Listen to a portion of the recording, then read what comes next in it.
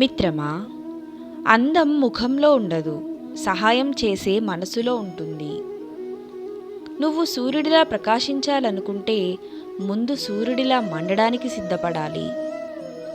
ఒక మంచి పుస్తకం 100 మంది మిత్రులతో సమానం, కానీ ఒక మంచి మిత్రుడు ఒక గ్రంథాలయంతో సమానం.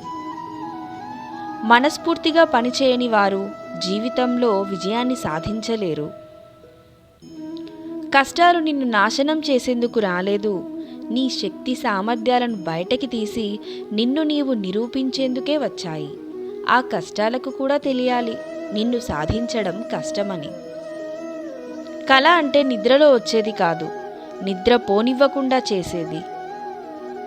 పొట్ట ఆకలి తీరేందుకు ఆహారం తినాలి, మెదడు ఆకలి తీర్చేందుకు విషయాన్వేషణ చేయాలి. మంచి కోసం చేసే పోరాటంలో ఓడిపోయినా అది గెలుపే అవుతుంది.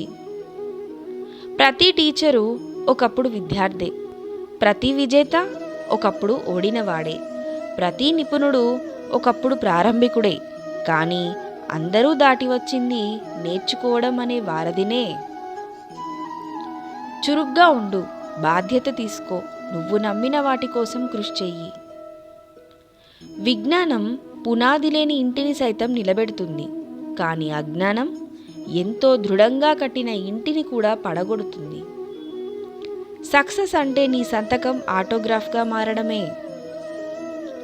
ఒక్కొక్కసారి క్లాసులకు బంకు కొట్టి స్నేహితులతో ఆనందంగా గడపండి, ఎందుకంటే జీవితంలో వెనక్కి తిరిగి చూసుకున్నప్పుడు ఆ జ్ఞాపకాలే మనకు ఆనందాన్ని కలిగిస్తాయి తప్ప మార్కులు కాదు.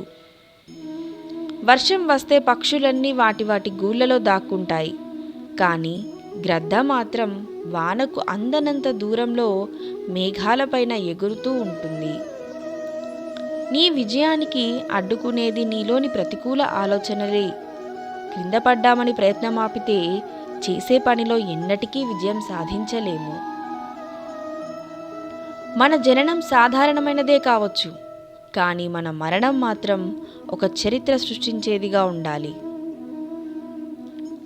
ఇతరులను ఓడించడం సులువే, కానీ ఇతరులను గెలవడం కష్టం. బాధ కలిగినప్పుడు కన్నీటిని వదిలే బదులు ఆ కన్నీటికి కారణమైన వారిని వదిలేయడం ఉత్తమం. నువ్వెప్పుడూ జ్ఞానం అనే సముద్రంలో ముత్యంలా మెరవాలి. పూర్తి అంకిత భావం అంటే పూర్తిగా కష్టపడడం కాదు, అది పూర్తిగా నిమగ్నం అవ్వడం. మనిషికి కష్టాలు ఎందుకు కావాలంటే అవే అతనికి విజయాన్ని అందించే మనస్థితినిస్తాయి.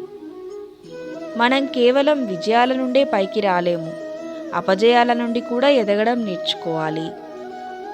ప్రపంచాన్ని నువ్వు చూడడం కాదు, ప్రపంచమే నిన్ను చూడాలి.